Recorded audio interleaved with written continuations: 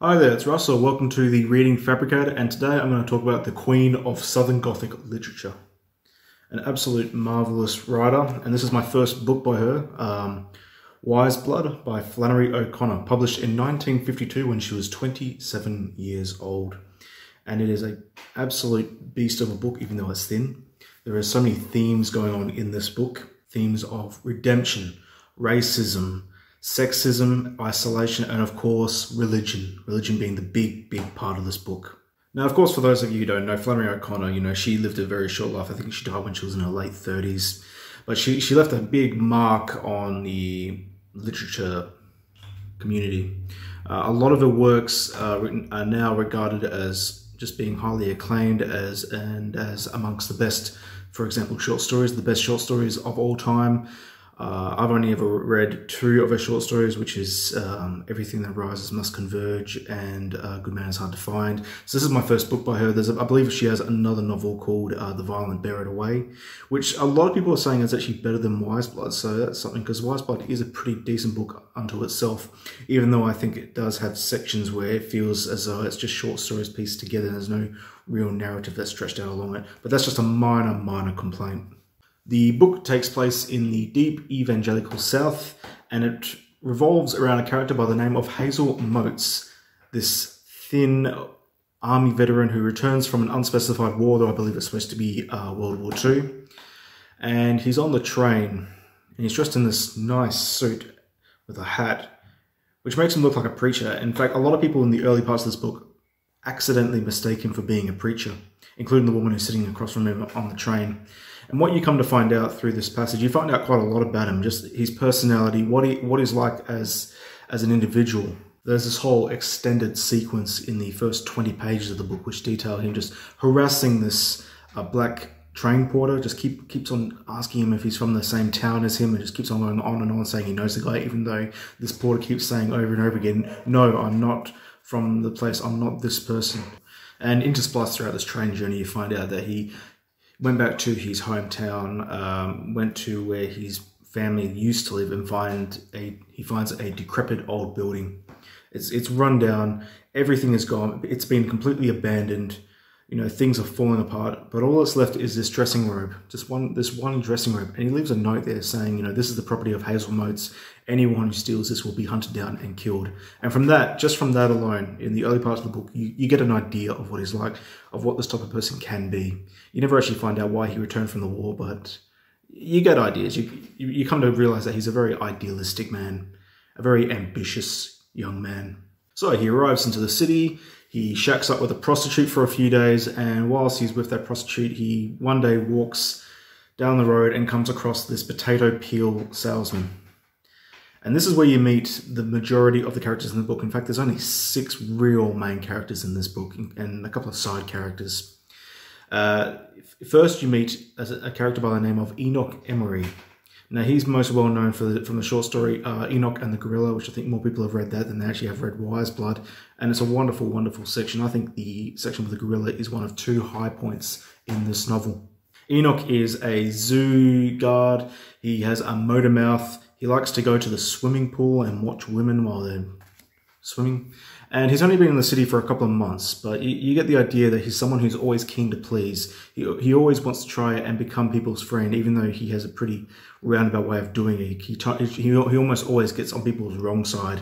So it's like, it's just, a small town kid in the big city who just doesn't feel like he belongs in the city. So we've got the potato peeler guy, we've got Hazel Motes, we've got Enoch Emery as well. There's a whole bunch of people, just pictures, just a salesman, and people around him are just all standing around watching, just jabbering about, no one's actually buying the peel. And then out of nowhere, these 2 people come along. A supposedly blind preacher by the name of Asa Hawkes and his 15-year-old daughter Sabbath Hawkes. And they come in and they just start doing their thing. They're preaching their ministry. They're handing out pamphlets. The potato peel guy's going off his head at them about this, and there's just all this stuff going on. And eventually they leave, and Enoch and Hazel follow them, or rather Hazel buys a potato peel and ends up just following them down the street, and Enoch just follows Hayes. And while all this is happening, while we're describing Hazel going down the street following them, Enoch just unloads his life story on him. So you find out everything about him in this chapter. And I actually quite like him as a character. I think he's a good contrast to what we get from Hazel. And yeah, I think that's a very interesting ending that becomes of Enoch. It's its own side thing. It's a side story, so it's not really a spoiler.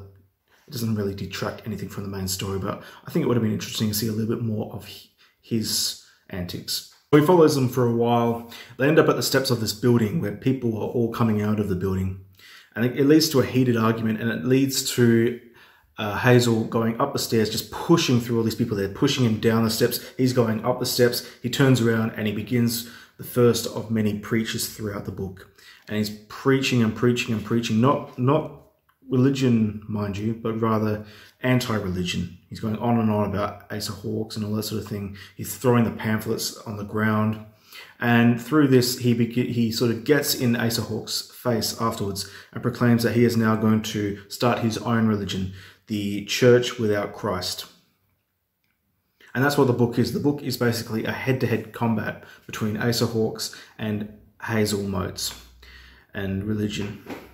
But it's not really about that, is it? Because it says it on the blurb, but really it spirals from other things as well. There's a lot more going on, a lot more themes that hit you in this book. I was expecting like a massive sort of showdown, you know, just a congregation and another congregation just going at each other, like hundreds of people versus hundreds of people, like a town split in half type thing. And we don't get that here, because throughout the whole book, with all his preaching, he never converts one person. He never convinces one person to join him. It never happens. He comes across, while he's preaching in front of a theatre, he comes across this man by the name of Hoover Shotes, who is a bit of a con man, a local con man. And he proclaims himself to be a preacher.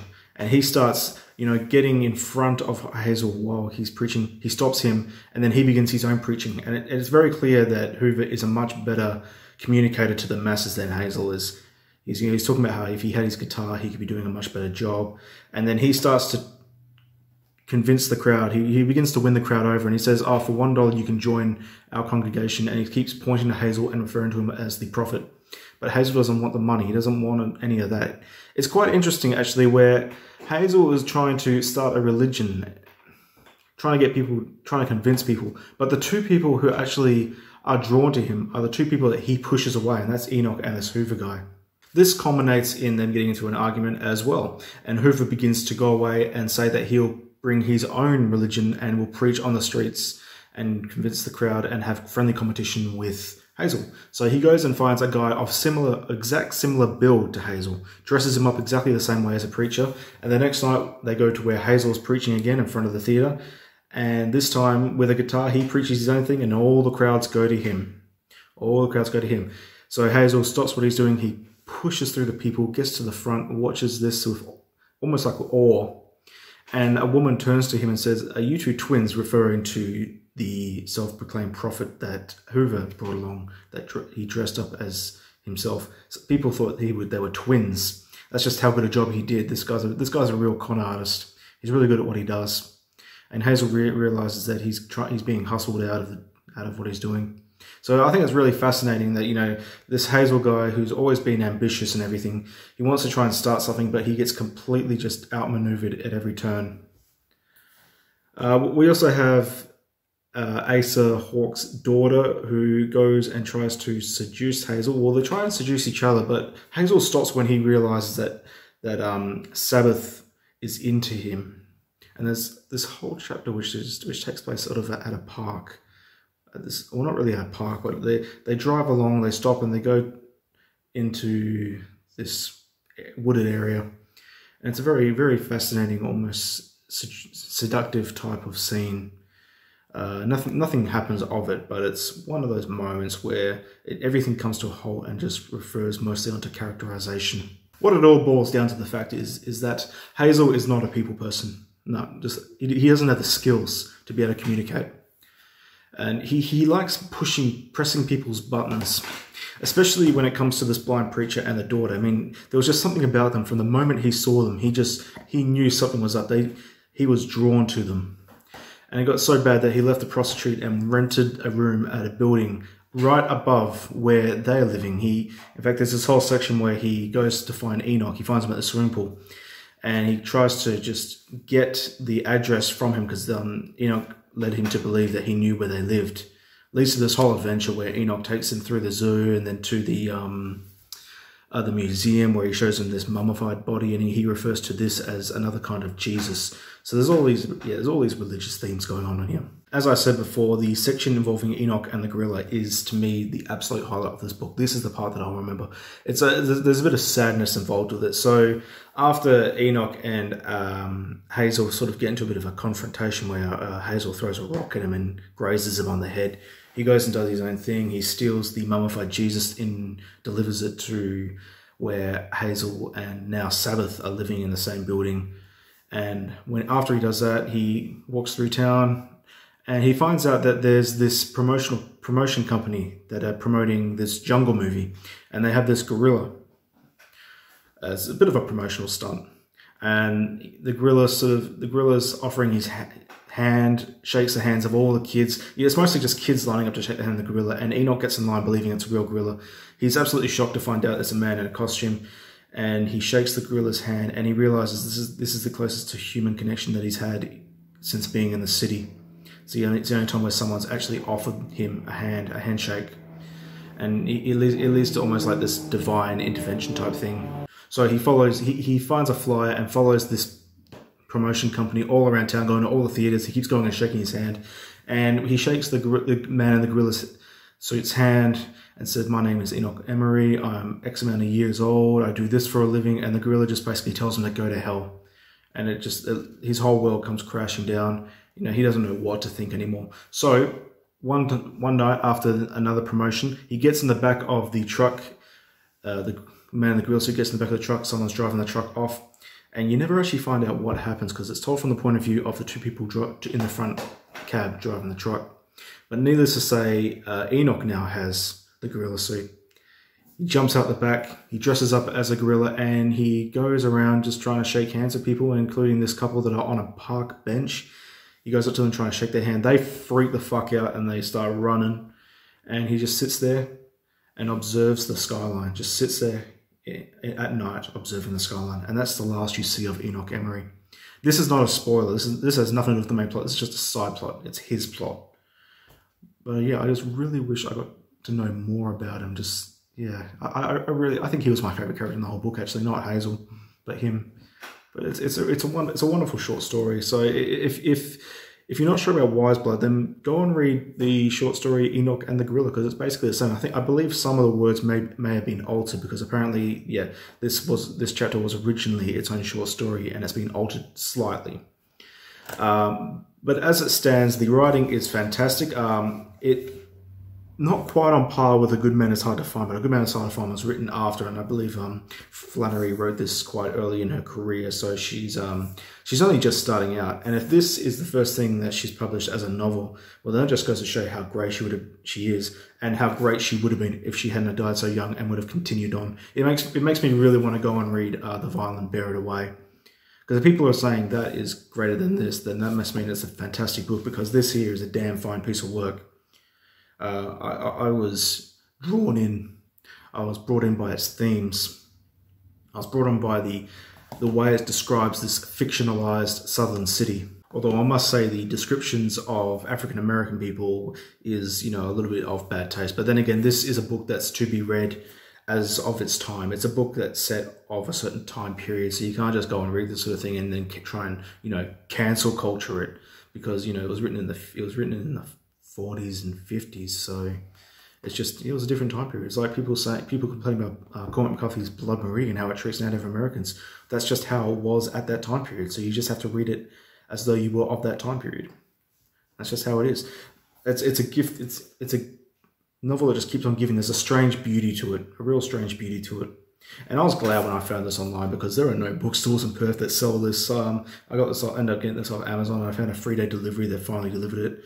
And apparently it was the last copy, because when I went to go look at other books, apparently to order this one again, it would be like a month wait. So I was very excited to get through this. I've ordered this the same time as Raymond Carver's What We Talk About When We Talk About Love. another person who people highly enjoy when it comes to short stories. So the truth of the matter of the fact is, yes, this makes me want to read more Flannery OConnor. Yeah, she's marvelous. She is the queen of Southern Gothic literature.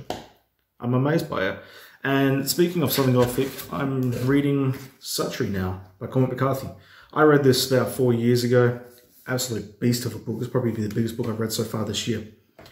And it's like being back with an old friend. It really is.